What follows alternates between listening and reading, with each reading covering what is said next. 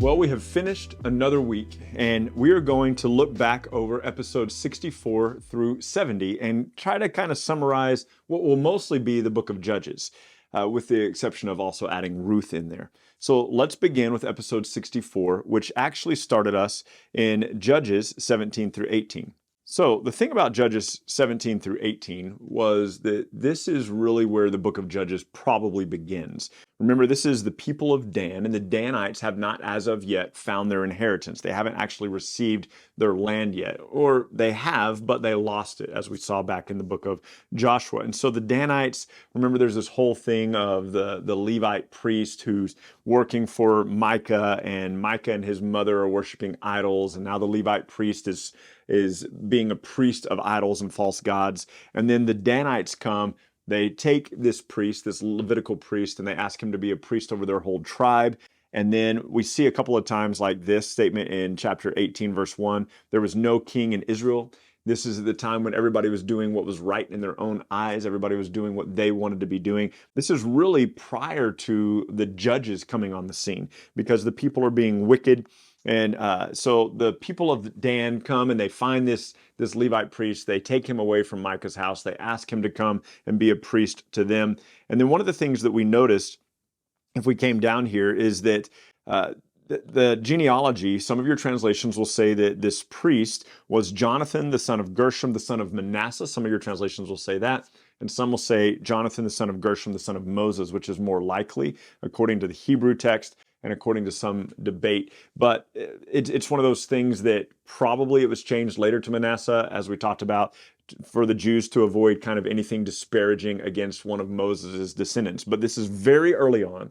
This is at the very beginning of the book of Judges, right at the end of the book of Joshua. And it's really important for our timeline that we keep that in mind. It's also interesting to remember that the Danites are not included in the 144,000, the 12,000 from each tribe of Israel in the book of Revelation.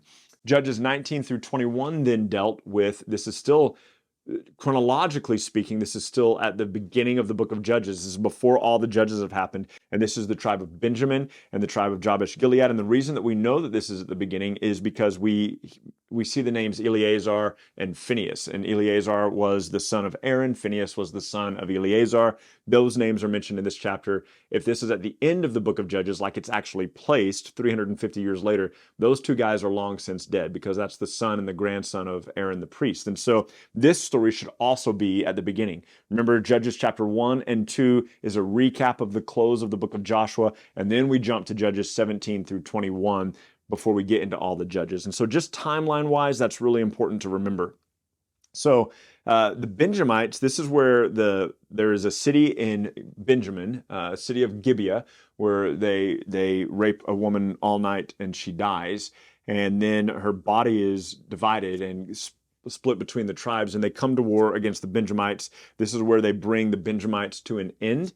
They basically decimate the Benjamites, the rest of the tribes of Israel. They make war with the people of Gibeah, and they destroy all of the people of Benjamin except 600 men of Benjamin. And so Benjamin is basically brought to nothing. The only thing that sustains them is, we come down here into chapter 21, the only thing that sustains the Benjamites is this city, the people of the city of Jabesh Gilead, and their daughters were given to the 600 men so that Jabesh Gilead could be preserved and that the people of Benjamin could be preserved. And we'll find that that will be a big, significant deal. We'll see that again. I'll remind you of that in the book of Samuel. But the Benjamites and the people of Jabesh Gilead will have a relationship back and forth for the rest of the kings. We'll see that several places in 1 Samuel, but I'll remind you of that when we get there. So the next thing that we talked about, episode, what were we on? 66, was Ehud and Deborah. Ehud was the left-handed man who killed King Eglon, shoved the sword into his fat belly, and the belly swallowed up the sword, basically. And then Deborah, this amazing prophetess, she's the second female prophet mentioned in the Bible after Aaron and Moses' sister Miriam back in Exodus. And so Deborah is this prophetess. She is prophesying to the people. She makes her camp between these two very important cities that we'll see actually in the book of Samuel. And she makes her dwelling there, and people come and they seek counsel from her all the time. And so God now is beginning to raise up judges. So the people of the Danites have been wicked. The people of the Benjamites have been wicked. Joshua is dead. The people have forgotten him. And so now God continues to raise up judges to deliver his people from oppression. And Ehud and Deborah are the first two judges really that are mentioned in the book of Judges who will do that. And so we begin to see this timeline where they're oppressed for a period of time, 8 years, and then they had relief for 40 years, and then they're oppressed for 18, and then they have relief again. And so this is where we get the story of Sisera, the king, the general of the army, Sisera, and we get Jael, the woman who crushes his head with the tent spike. And we see Deborah sing this song, this amazing song of what God has done. It's kind of a dark song, I suppose, but these judges are bringing about deliverance for the people of Israel. Now, remember, again, the book of Judges covers about 350 years, and there's going to be times of captivity, times of oppression, and there's going to be times of liberty. So the next big judge that we meet in episode 67 was Gideon. And Gideon is, I don't know, I mean, in terms of stories that are talked about, probably the second most popular judge after Samson. And so Gideon is raised to power. He's the weakest in his clan. He is of the tribe of Benjamin, which is significant because if you're reading Judges 1 through 21, we think that what Gideon's doing here happens before the destruction of the people of Benjamin at the end of the chapter. But remember, those events are switched in the timeline. And so if you're wondering, why are these things out of order? I can't answer that question for you. At some point, these were all on scrolls. Remember that. These are pieces. These are fragments that were put together. And so why they are in the order that they're in, I don't know. The book of Jeremiah, when we get to that, you'll find is a huge mess. And so we'll talk more about the order of the Bible then. But Gideon, he does this amazing thing, and it's Gideon's story is a fantastic story. The angel of the Lord, a reference probably to the pre-incarnate Christ, comes to Gideon, speaks to him, says, I need you to go and defeat these people. And he says, look, I'm the weakest of my family. My family is the smallest in the clan. And the angel of the Lord says, no, I'll be with you.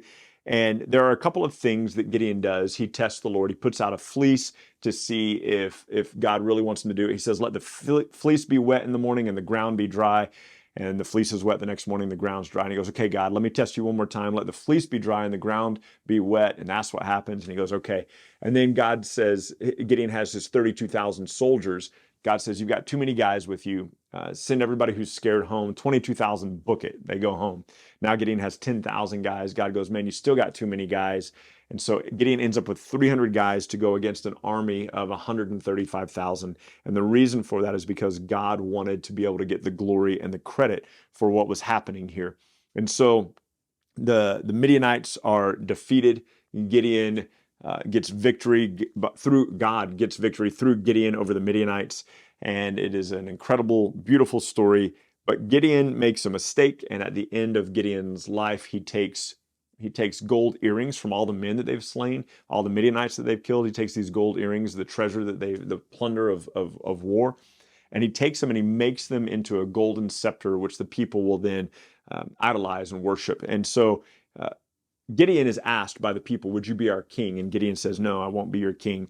And he says, neither will my sons be your king. And then Gideon dies. Now hold that in mind because we're going to come back to that in just a moment. But episode 68, we went to the book of Ruth. It's a short book, 4 chapters. It's an easy read. You could probably read it in 15, 20 minutes tops. And we meet Ruth, who is a Moabite woman. And she is married to the son of Naomi. We call her Naomi. And so she also calls herself Mara. Naomi calls herself Mara because she's bitter. But Ruth is delivered by God from the Moabites. She comes back with Naomi back into the land of the people of God. She meets who will eventually be her husband, this man named Boaz. And what's super cool about Ruth here is that Ruth is mentioned in the lineage of Christ. She is mentioned in Matthew 1. Rahab, who we met in the book of Joshua, married a man named Salmon. They get together, have a son named Boaz, and Boaz marries Ruth, which puts this story of Ruth further into the book of Judges. And then Ruth and Boaz get married. They have a son named Obed, and Obed has a son named Jesse, and Jesse has a son named David. And so that gives us a little bit of the timeline here. So she is mentioned in the lineage of Christ. In Judges 9, the son of Abimelech, this was episode 69, Abimelech is the guy who is one of Gideon's sons. Gideon says, I'm not going to rule over you. My sons aren't going to rule over you. But that just does not satisfy Abimelech. He wants to rule over the people. So he gets the people of Shechem to kind of vote him in to be king. They give him 70 pieces of silver with which he hires some ruthless fellows, and they kill all the rest of the sons of Gideon, save one, Jotham, who will make a prophecy against Gideon and say, look, not against Gideon, but against Abimelech. And they say, if you've done this well, if you've done this in integrity, then let Abimelech rule over you well, let him care for you, may you find rest under his shade. But if you have been wicked, which of course they've been wicked, they've killed the 70 sons of Jerubbaal, Gideon. He says, if you've been wicked, let fire come out from Abimelech, and he can destroy you, and you can destroy him. And God sends an evil spirit between the people of Shechem and Abimelech, and they actually end up bringing each other to an end. And our last thing that we talked about this week, episode 70, was a guy named Jephthah. And Jephthah was of Gilead. He was the son of a prostitute. God uses Jephthah to bring victory over the Ammonites. And the Ammonites are saying, hey, you need to give us back our land on the other side of the Jordan. You stole it from us 300 years ago. And then Jephthah, clearly knowing the Jewish history and the history of them coming out of Egypt, recounts for them all this stuff and says, no, look, our God gave us this land. We were just trying to pass through. We were trying to pass through the land to get to our land, and you wouldn't let us, and your ancestors wouldn't let us, and they fought against us, and we brought them to an end. So God gave us this land, and we're not giving it back. You can have what your God gives you, and we'll have what our God gives us. And the king of the Ammonites goes to war against Jephthah and his men, and Jephthah is, of course, victorious. But Jephthah makes a rash vow, and he is sworn to God. He says, whatever comes out of the doors of my house, if you'll give me victory over the Ammonites, whatever comes out of the doors of my house when I get home, I'll offer and sacrifice to you. And Jephthah, out of the doors of his house when he gets home, comes his only child, a daughter, and he ends up sacrificing her to the Lord. And while that is grotesque and offensive, we find still that Jephthah is mentioned in Hebrews 11:32 as a person of faith. And so that's what we covered in the book of Judges so far. We've got a little bit more. We've got one more judge to look at this next week, and I hope that you'll join us then as we talk about Samson, and then we get into some of the kings and Samuel soon next week. So I look forward to joining you then. Thanks for watching, and we'll see you next time. Thank you so much for journeying with us today at Simpler Bible through another section of Scripture where we come to know and understand God a little bit better. Look, if you're brand new to Simpler Bible, we have all sorts of resources available for you. Go to our website, simplerbible.com, and there you can find these videos, you can find our podcast, you can find links to our social media, and you can even find a blog post with additional scriptures if you want to go into a little bit more study than we had time to cover in this podcast and video today. We hope that this tool will be exactly that for you, a tool. Not something that replaces your daily walk with God, but something that enhances your daily walk with God and helps you to know and enjoy Him more. Thank you so much for being part of this, and we'll see you again tomorrow.